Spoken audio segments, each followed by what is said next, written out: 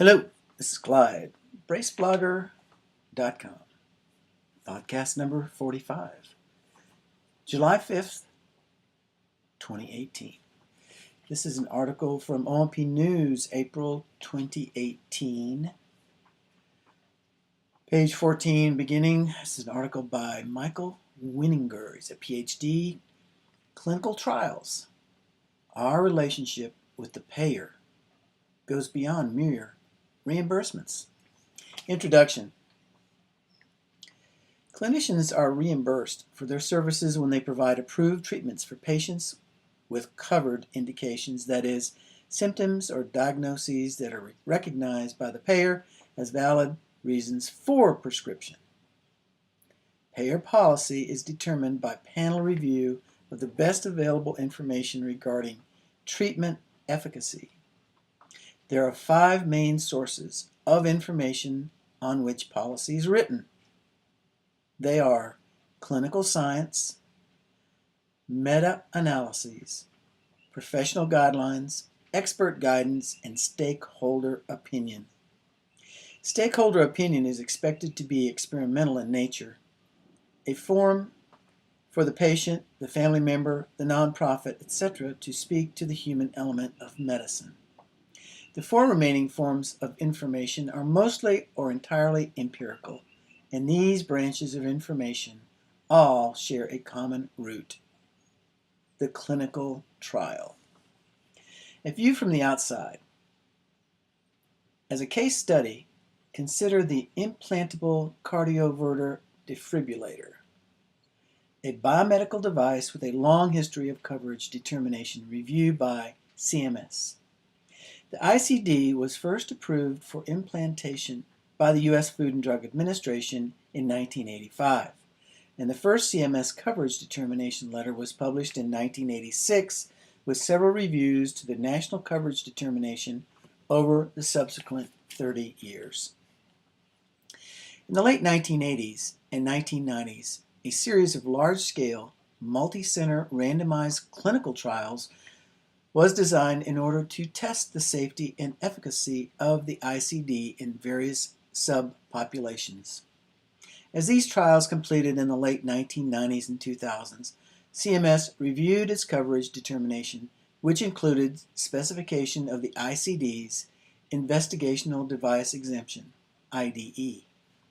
As this wave of clinical trials ebbed, the ensuing 15 years brought guidelines, development by professional societies, additional clinical trials, and meta-analysis. The trend is obvious. In a period when clinical trials are abundant, national coverage determinations undergo regular review and revision.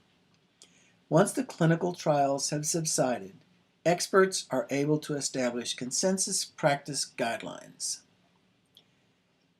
Integrate plural data pools through reflective meta-analysis and carry out more focal clinical trials to refine the knowledge base. Connections to O&P. There are 345 national coverage determinations listed by CMS. Only 2, prosthetic shoe and durable medical equipment, pertain to prosthetics and/or orthotics. This is in quotation. It is noted that 280.1 points to a more detailed Chapter 20 of the Medicare Claims Processing Manual, Durable Medical Equipment, Prosthetics, Orthotics, and Supplies, DMEPOS, unquote. By contrast, there are 45 NCDs for the cardiovascular system, plus many additional heart-related therapies listed in other categories, and 19 NCDs for the renal system, plus many additional items in other categories. Per clinicaltrials.gov, there are nearly 14,000 clinical trials registered matching to, quote, heart or cardiac, unquote, as condition or disease, and nearly 7,500 trials registered matching to, quote, kidney or renal, unquote. There are fewer than 500 trials matching to quote, prosthetic or prostheses, not valve, not eye, not dental, unquote. And most of these appear to pertain to prevention or management of surgical joint replacement, not artificial limbs. Here we see further demonstration of the association between clinical trials and Medicare footprint. What can we do? In order to get the attention of CMS, a clinical trials framework is needed within the orthotics and prosthetics community. CMS explicitly references the canonical levels of evidence in its own decision memos, expressly prioritizing multi-site clinical trials in its review, itemizing the design aspects that they feel strengthen or weaken studies. By using these principles as a guide, we will position ourselves to be maximally relevant and impactful with CMS and the broader scientific community.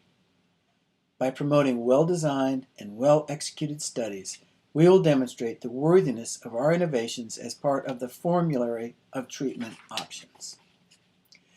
Who can do it? Integration of clinical trials into O&P requires evolution in terms of both culture and infrastructure. The clinical scientists among us will readily embrace a clinical trials enterprise and can adapt easily. But we'll need to recruit the tinkerers, the gadget seekers, the technicians, the designers, and the purist clinicians among us to add an extra dimension to their mindset. Can you make your invention ruggedized for deployment in a patient trial? Can you refine your techniques so that a uniform approach reduces variability in the treatment effect?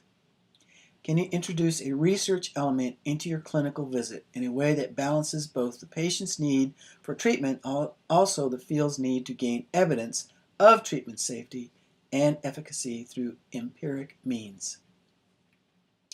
We'll need to attract diverse professionals into the field, including data management specialists, statisticians, regulatory experts, and those with the expertise in quality assurance and human rights. Training. Because the clinicians are the drivers of clinical science, the graduate training programs are the most logical venue for instilling the fundamentals of clinical trials. The standards put forth by the National Commission on Orthotic and Prosthetic Education for the MSPO degree require an understanding of the research process of using research findings to influence clinical practice, as well as formal training in research methods and completion of a research capstone project. The methodologies associated with a clinical trial are niche and more commonly taught in the context of an MPH or an MS in biostatistics. But it is conceivable that the basic elements of clinical trial design can be delivered in a brief but cogent and informative module as part of a research methodology course. Randomization, stratification, batch effects, survival analysis, interim analysis procedures, and concepts related to conditional power can be introduced to students as introductory material. More sophisticated concepts could be packaged in an elective course.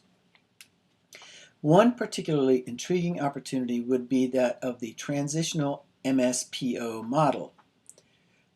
For active clinicians in the field seeking to enhance their education and professional credentials, the Transitional Masters provides a unique occasion to engage a class of certified clinicians, typically with many years of experience, together in a research project that takes on the structure of a multi-site clinical trial.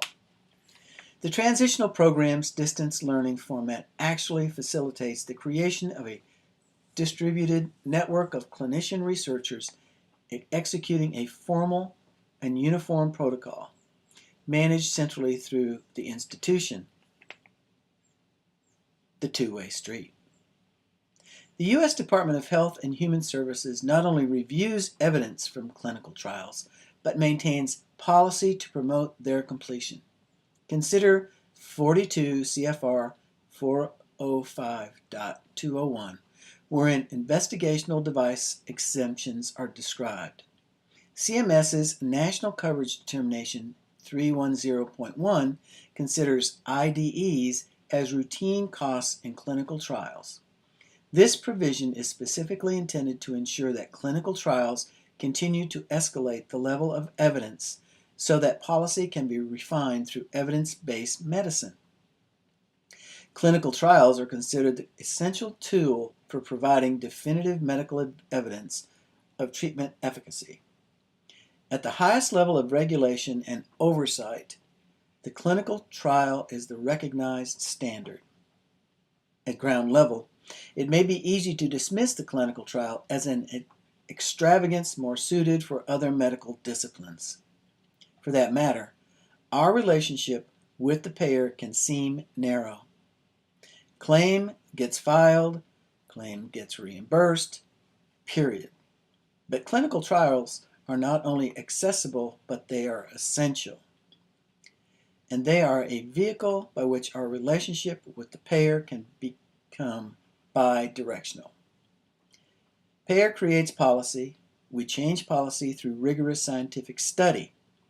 Orthotic and prosthetic devices should join defibrillators at the heart of trials-based medicine, period. This is an article by Michael Wininger, PhD, is a faculty member in the University of Hartford's Masters and Transitional Masters of Science in Prosthetics and Orthotics program, a Yale School of Public Health, and is a statistician of medicine for the U.S. Department of Veterans Affairs Cooperative Studies program. He also is lead statistician for the efficacy and safety of the implantable Cardioverter defibrillator implantation in the elderly clinical trial. That is the end of podcast number 45, and thanks for listening.